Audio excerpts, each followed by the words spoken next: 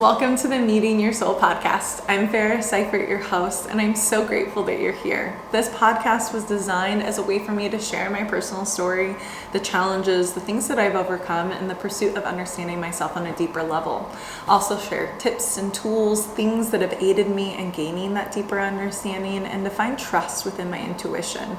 I have a degree in psychology. I have years of teaching yoga experience, as well as more spiritual texts and books that you can possibly ever imagine that someone would voluntarily read, because it is a passion of mine and it's something that I am very adamant about sharing with the world, because I think that we could all use a little bit of help in this journey of understanding ourselves so that we can show up as authentically and joyfully as possible in all that we do. We're super excited to dive into today's topic, which is all about my personal mental health journey. I wanted to be open and upfront about the personal struggles that I've experienced over my lifetime, to be able to really explain why I think it's so important to be able to do this type of self-work and to be able to self-reflect on the challenges that we've all overcome as individuals, and recognizing that those each play a part in the evolution within our souls and that heart connection.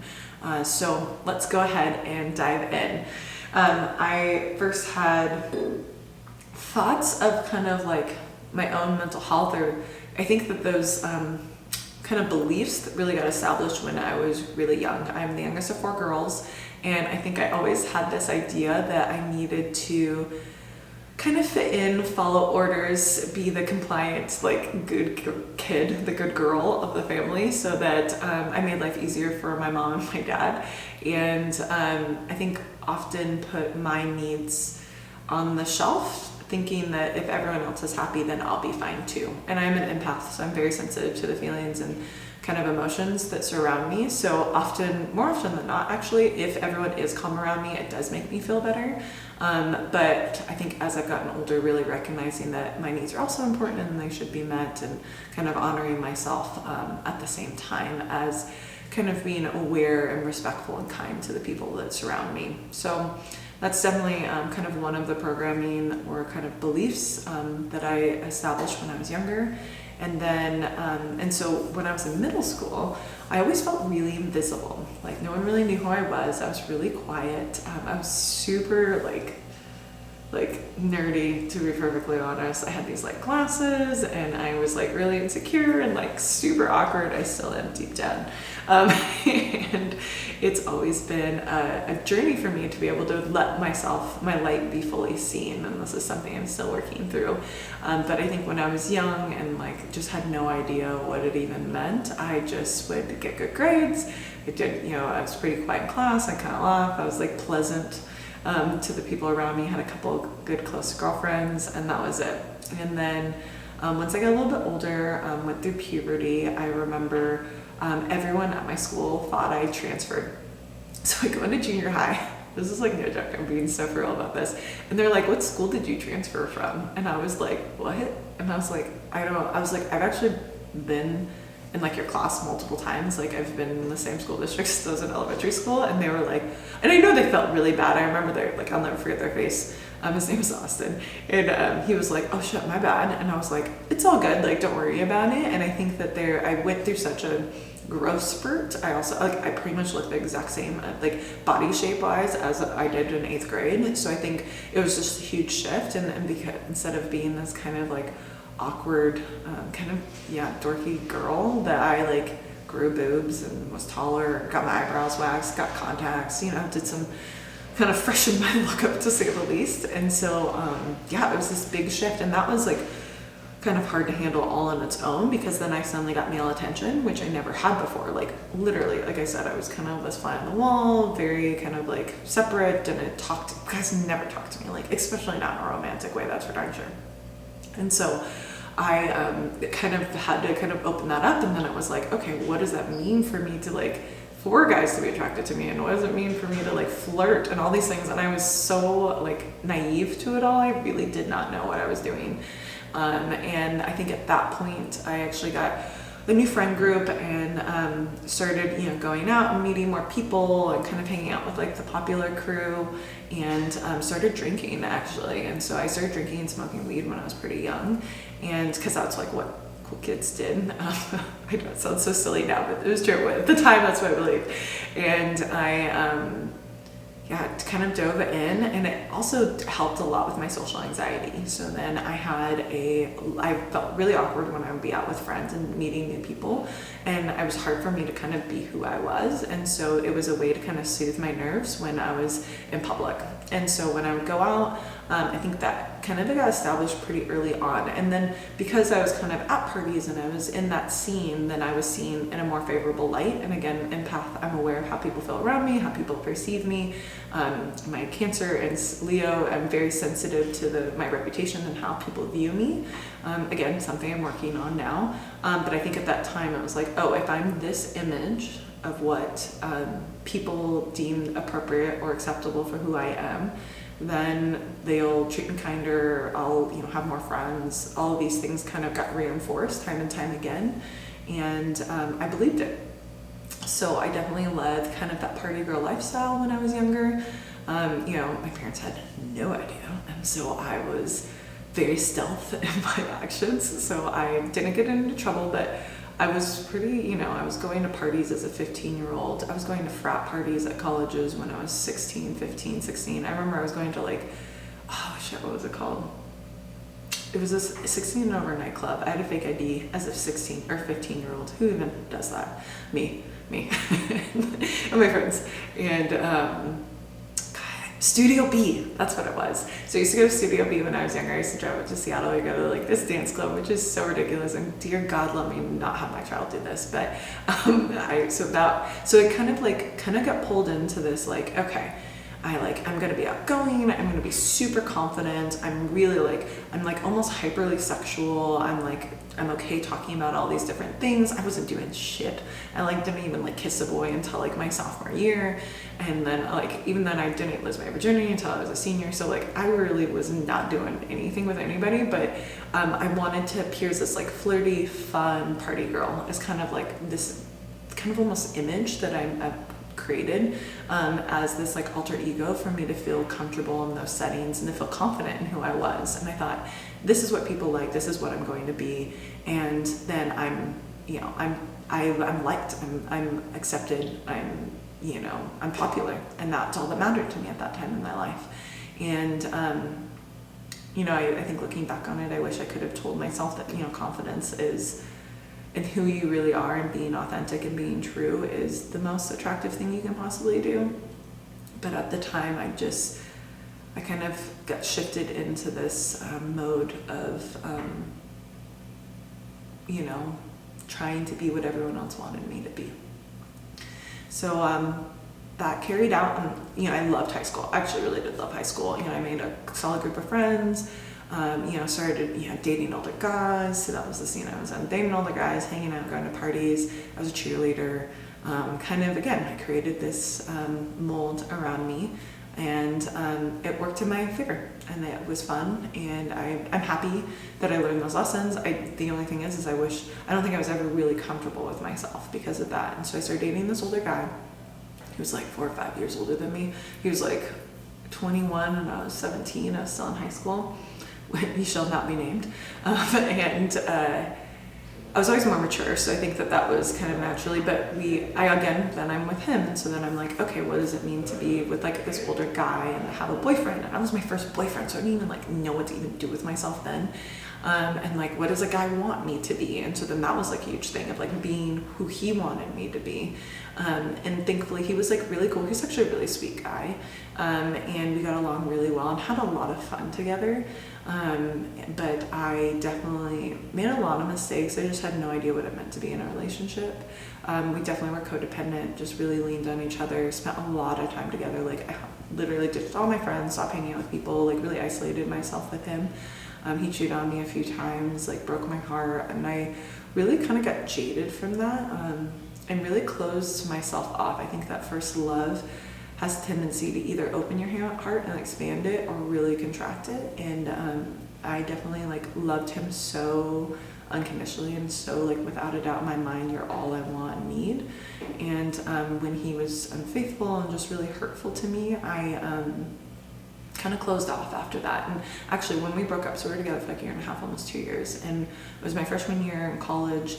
I gained some weight, I was partying a lot, and we ended up breaking up, and he was like, you're just living that lifestyle right now, and like I'm older, like let's connect when you graduate, pretty much was like what he said. And I was like devastated, like heartbroken, like shattered. And I think also this like rejection like really triggered in that way too. And I went through a major depressive episode. So that was like the first time where like shit got dangerous, like rough. Like I lost a ton of weight, lost maybe like 25 pounds. I'm like pretty petite, so it was like a big difference. I 25, maybe 30 pounds. I like couldn't sleep. I was like borderline insomniac. I'd be up every night.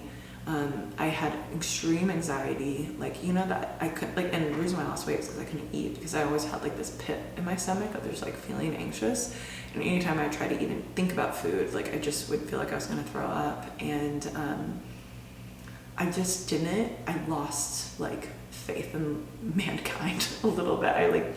And he just cut me off cold turkey that it hurt so bad that I was heartbroken, like true heartbroken, and dealt with it as I dealt with most things back then. As I drank a lot, smoked a lot of weed. I was smoking pot like every day, like at least multiple times. Would black out every weekend.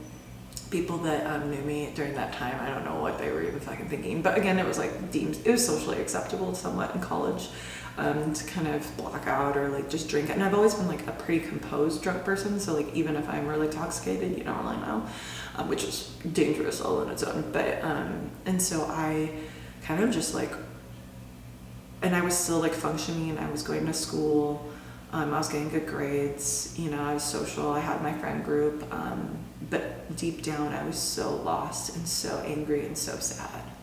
And that summer I remember we broke up like maybe like May-ish, and then that summer I went home, I was like working, which having a purpose, having something to do has always been extremely useful for me. Like I love to like direct my energy towards something. I like to be somewhat consumed with the pursuit of a goal or a project or something like that. Really does serve me well.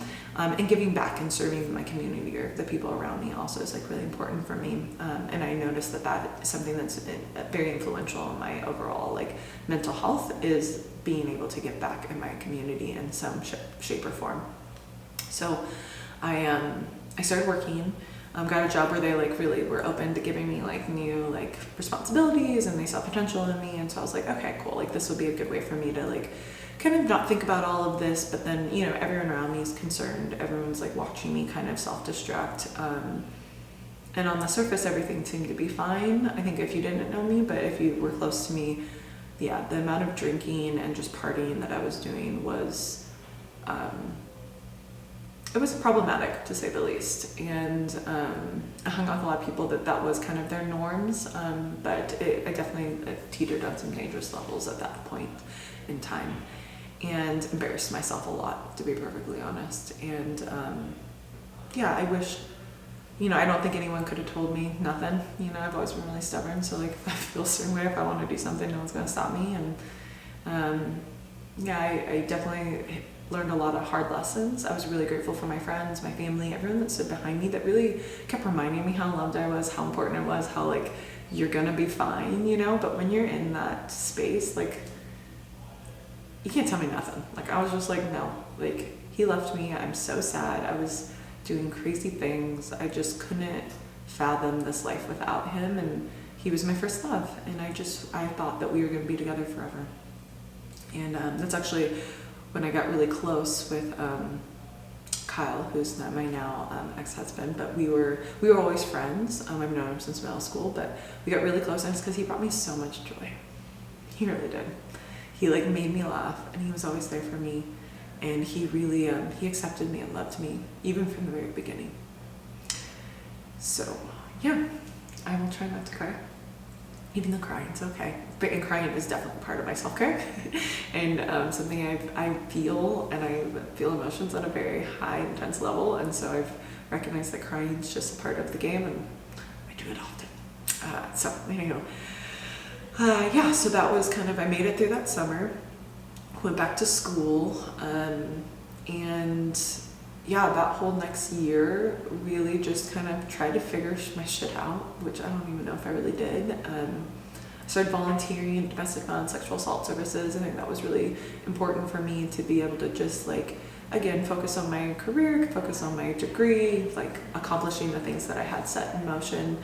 But I was still drinking heavily, and I was still abusing alcohol and, smoking a lot of weed. I don't really do any other drugs. I was always scared. I have a lot of addiction in my family, and so I was always somewhat aware of the fact that like I didn't want to do, and I had a lot of friends that ruined their lives in the opioid crisis and everything. So I was very aware not to do anything hard drugs, as I like to call them, but I was definitely doing, smoking and drinking often, daily, if not, going to those extreme limits on a regular basis.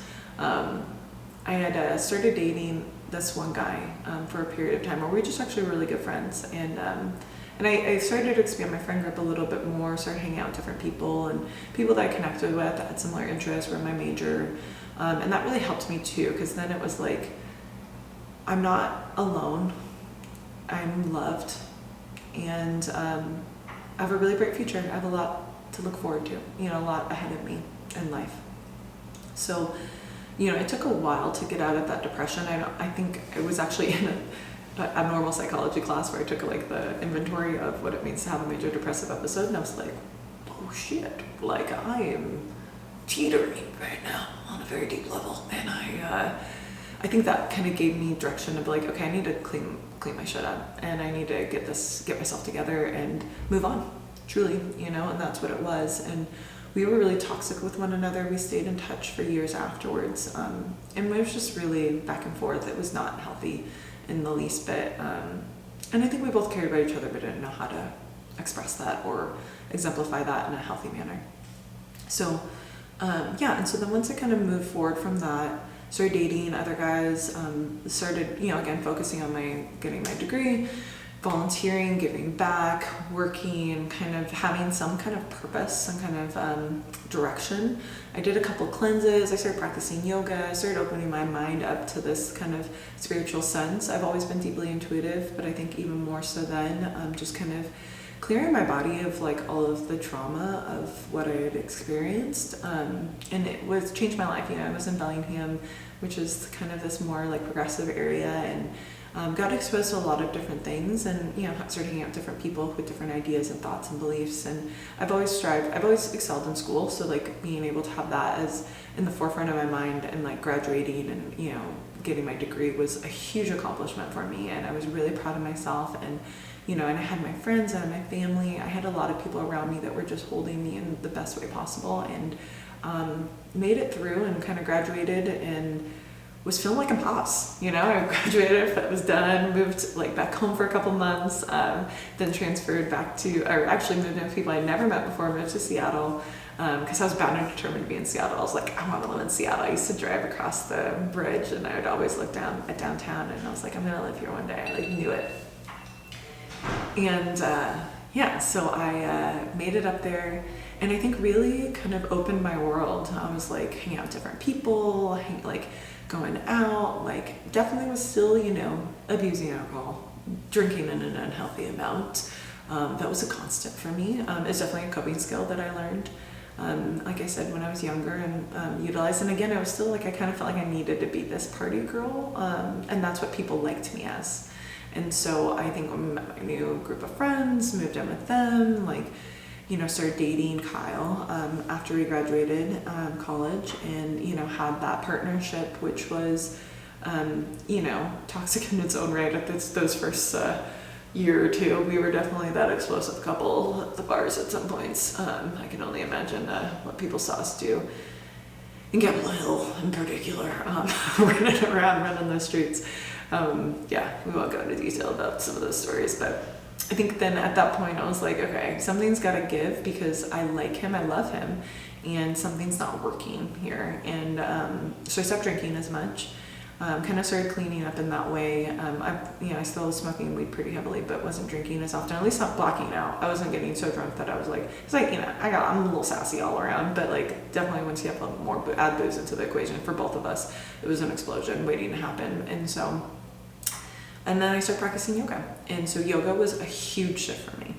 I also was working as a Montessori school teacher, so I was waking up super early every day. So I had to go to bed early. Didn't really do anything on the weekdays. I was very my schedule became a lot more rigid, and I started practicing yoga every day. It was 5 days a week, and I had some great teachers that really opened me up to spirituality, mindset, understanding the power of my thoughts, and choosing how I wanted my thoughts to play out, and which ones I expanded on and which ones I hyper focused on, and which ones that were really serving me and what was holding me back. And once I gained that awareness, it was my whole world just shifted. It literally flipped upside down in the best way possible. And I came into my first spiritual awakening, really just opening my mind to possibility.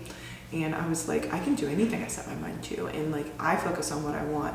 I create my reality. I manifest this life. And there's this divine protection over me that's washing over me that I'm so grateful to have. And it's there. And that's when things really changed. My whole life changed at that point. I was probably 24, I believe.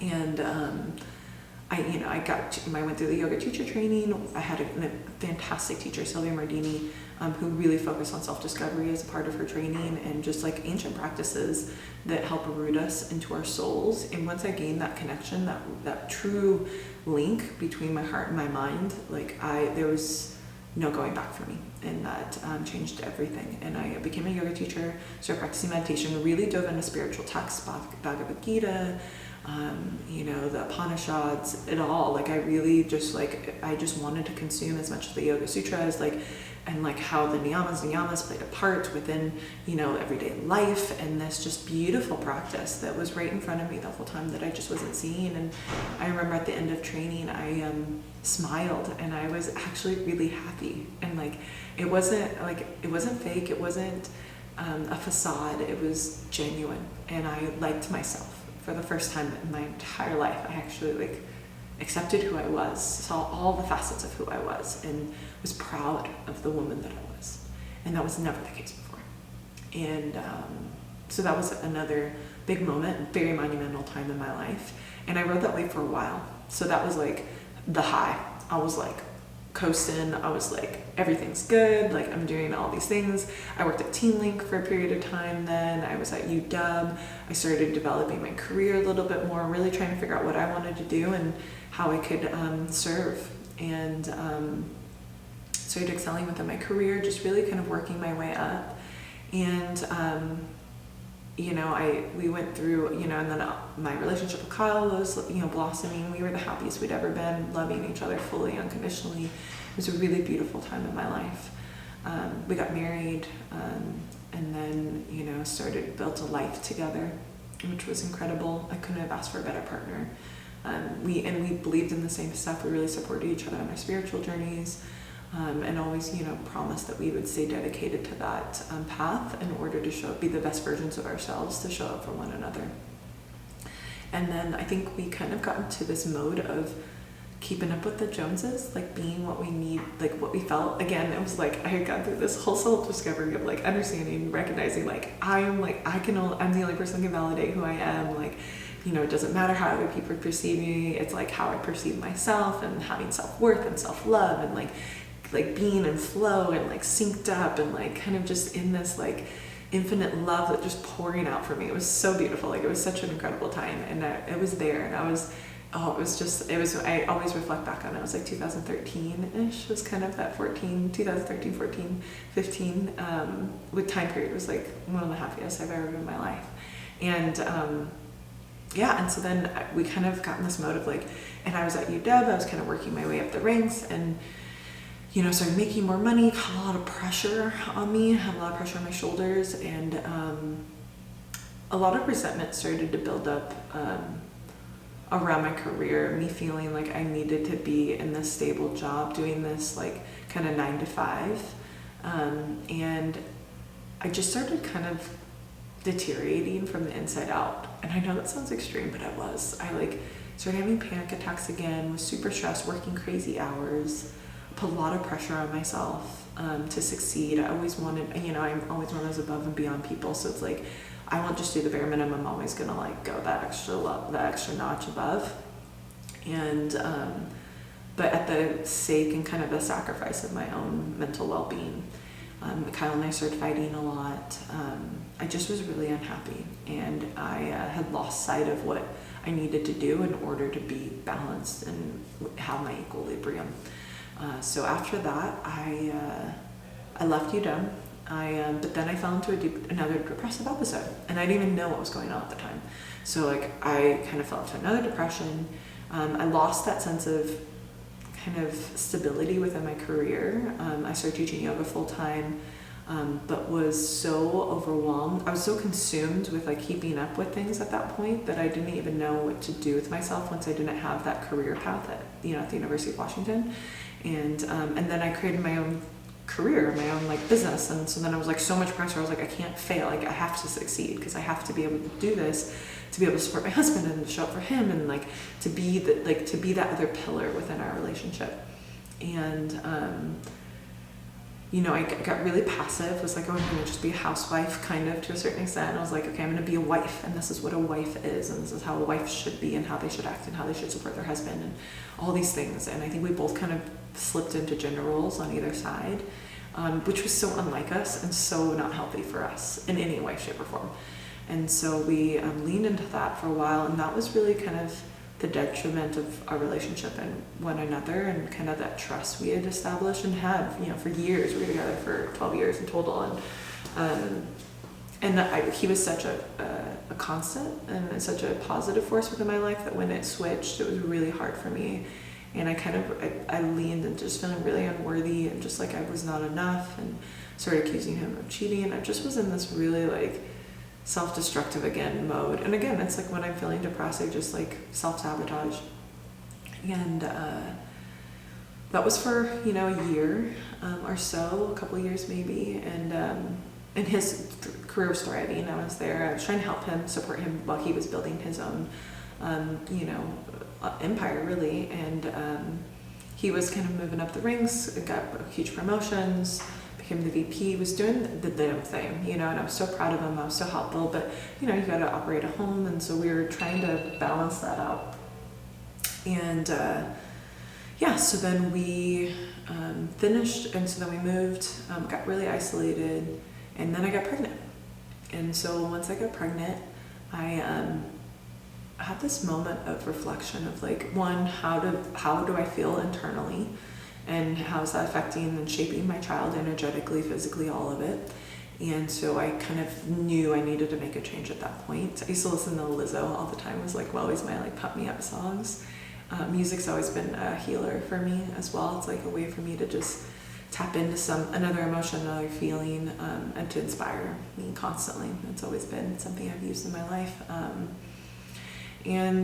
So once I got pregnant, I knew that I needed to, again, make a change. It was always like those moments where it's like a wake-up call, like, get your shit together. And so I knew all the things I needed to do. I knew the importance of yoga, I knew meditation, I knew the power of my thoughts, I knew all of this, but putting it into practice and really believing it and like embodying it and like integrating it into every single moment, like that's where I struggled. And so I knew that I had to do that. So I started meditating every day again.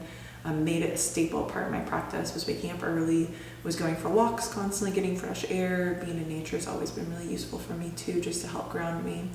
And was teaching yoga, was holding space for others, got my rhythm within teaching, which was really helpful.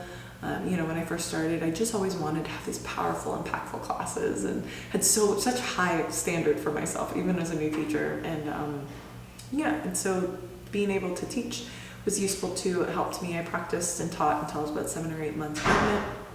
And then I really started thinking about like what kind of example I wanted to leave for my daughter. I found out I was having a girl, and what role model I wanted to be for her. And that changed everything again, because I was like, I think she's gonna be this, and I had this feeling even when I was pregnant, I was like, she's gonna be this sassy, independent, like strong-willed powerhouse, and that's what I want in my little girl. And I want to be that example for her to see. And so I knew that that's not what I was at that point, and that I could become it, because I knew I could. I knew whatever I set my mind to, I know I can do, but it's setting my mind and deciding what I want is usually the hardest step. So I got my real estate license, became a real estate agent. Was like, I need, I always gotta have the purpose. I gotta have the direction. So I was like, I have to have the goal that I'm like moving forward towards. And that was, and then that was really good. So I had purpose. I felt like I got it together.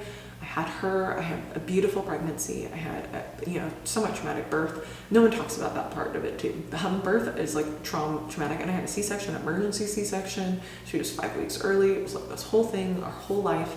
And that first kid changes everything, from what our lives were to what it became. But I was ready for it. We both were. And I was so excited to be a mom. Post baby, life changed. My career started to blossom. Got into real estate, literally sold 14 houses my first year in real estate, which is like kind of seem like it's not common to say, very uncommon to say the least. And so I dove right in, jumped in both feet, had a newborn baby, had a thriving career. And then it was like this whirlwind of life and trying to run everything with Kyle and us being on good terms and trying to be a wife still and support him, but then also raise a baby and be there as a mom. And then also like run my business and honor my clients and be able to learn all these things and just like be good at what I did, be good at my job has always been really important to me. And so it was a very stressful time, but I think, definitely taught me my power, taught me my strengths, taught me how that I could, again, reminded me anything's possible if I set my mind to it and I could do it.